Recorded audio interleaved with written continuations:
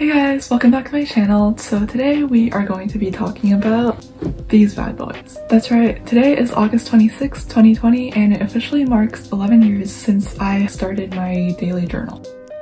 So this is the oldest journal that I found. First entry in here was from June 2008, but this one was definitely not daily. It was like a couple times per week. So when I usually tell people that I've been keeping a daily journal for 11 years, I don't include this one in there. Otherwise, it would be 12 years at this point. This is the first daily journal that I had, and the first entry in here was August 26th. 2009. So I actually have two systems of journals going on. So the first one is, as you saw, these ones. So these are my daily journals where just every single day I write down a couple bullet points about what I've done throughout the day. The other system of journals I have going on is these. These are for just longer journal entries, and I usually vent about my thoughts and stuff in here. So I started my first long form journal in January of 2013, which is this one, full with a tacky front page. Those are the two systems of journals I've got going on. Both of them I keep simultaneously, so I actually like write in both every day. Obviously there have been some points where I either didn't have my journal on me or I just was way too busy. Usually when I have gaps, I make them up later on. So for the most part, it's pretty much every single day. So with that being said, these 12 journals have changed my life immensely, and I just wanted to take this chance real quick to reflect on that and some ways in which journaling has changed my life, how to journal, and why you should start a journal. So without further ado, let's get started. So number one, the first way that having a journal has changed my life is that it is a great place to vent. Now this can be for any type of emotion, whether you're really sad or you're worried, or even if you're really happy about something or excited about something. Having a journal is a great place to just let that out and have a place to record all your feelings. And for me, having a journal has helped me through the really trying times in my life. I think I hit probably my lowest low in high school during junior year. It was really therapeutic for me to have a journal to rant in. So I wrote a lot about the stress I was feeling. Just the fact that you're writing it out onto somewhere helps you, because it's like you have separated that stress or anxiety from yourself. It helps you distance yourself from it. So the second way that journaling has changed my life is it helps you get in touch with yourself on a deeper level. Now I've definitely done a lot of, soul searching through writing in my journal. I've questioned a lot of things. I've written about like what I want to see in my future, what my goals are for the future, stuff like that. It really helps to have a place where you can just spill all of those thoughts out, and you don't have to worry about telling someone about it, because sometimes when your thoughts are still pretty messy and jumbled around, you might not feel comfortable just like spewing all those thoughts at somebody. But your journal is a judgment-free zone, so you can really just jot down whatever is going through your mind. And I think that it also helps you get in touch on a deeper level with who you are. Personally, journaling has made me into this super introspective person. I tend to think about things I do a lot and reflect on things that are happening in my life. And that brings me to my third point, which is having a journal helps you in tracking your growth and development as a person. So over time, everyone changes, obviously, but if you have a journal, you can really see visually how you've changed. And it's really neat to see ways you've grown as a person through reading your past entries and looking back at what your past self was thinking, like what your past self was writing about, what your past self was consumed with, helps you kind of get a bigger picture about how far you've come. It is easy to get caught up in today and right now, the present, but when you take a step back and you look at the past, it's really nice to see how you've become more mature as a person and how you've learned from your mistakes. Definitely having a journal helps you take advantage of blunders you might have made in the past, so that not only do you learn from it, but you also have a record of it, so that the lessons you learn from those, you can keep them around forever. And so number four is having a journal encourages self-reflection. Having a journal can really help you become more introspective and think more deeply about things in your life.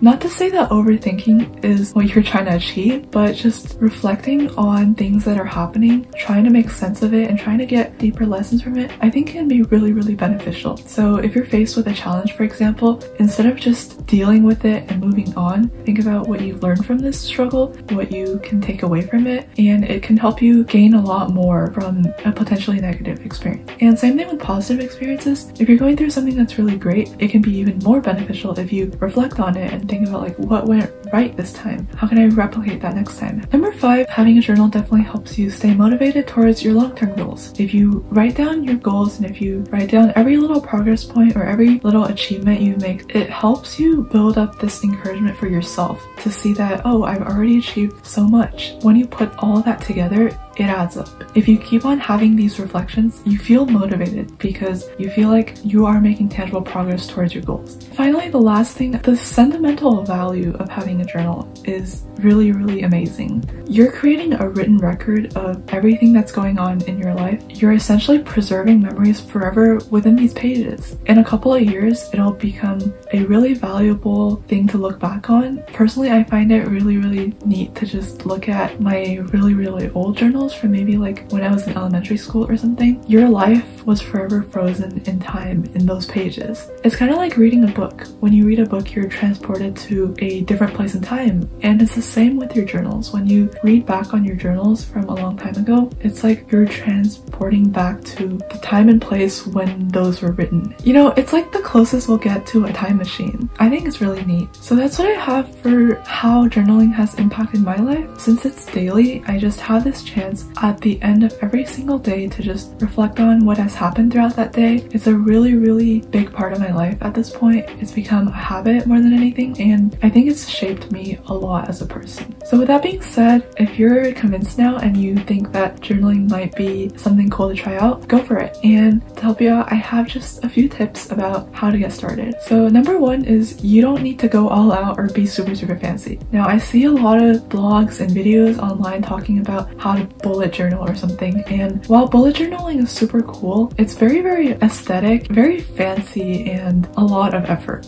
And that's amazing if that's what you want to go for, but personally, I'm not that artistic, and I think that it would just be way too much effort for me to do that. And because it's too much effort, I probably wouldn't be motivated to stick to it, because when I want to journal, I don't want to have to spend all this time drawing out a pretty title. I just want to write. So you don't need to be fancy when it comes to journaling. What's more important than anything is that you are writing something, not about how pretty it looks or anything. As long as you have a notebook and a pencil or a pen, you're good to go. Start journaling. The second thing is that consistency is key. Force yourself to write every day. It doesn't matter what you write. Get in the habit of opening up that journal every day and putting something in there, and it'll make a huge difference as time goes on. So the third tip I would say is take your journal with you on the go. Keeping it on you is really helpful because it motivates you to write more, because you'll always have it handy, and if you just have some free time, you can be like, oh, okay, I can just jot down something real quick right now. And number four is, again, don't think too hard. Just literally just write. Write about whatever you want to write about. Even if it sounds stupid at the time or whatever, it doesn't matter. Just get it down on paper and maybe you'll make something out of it, or maybe it'll just be a funny memory. There's really no judgment when it comes to journaling.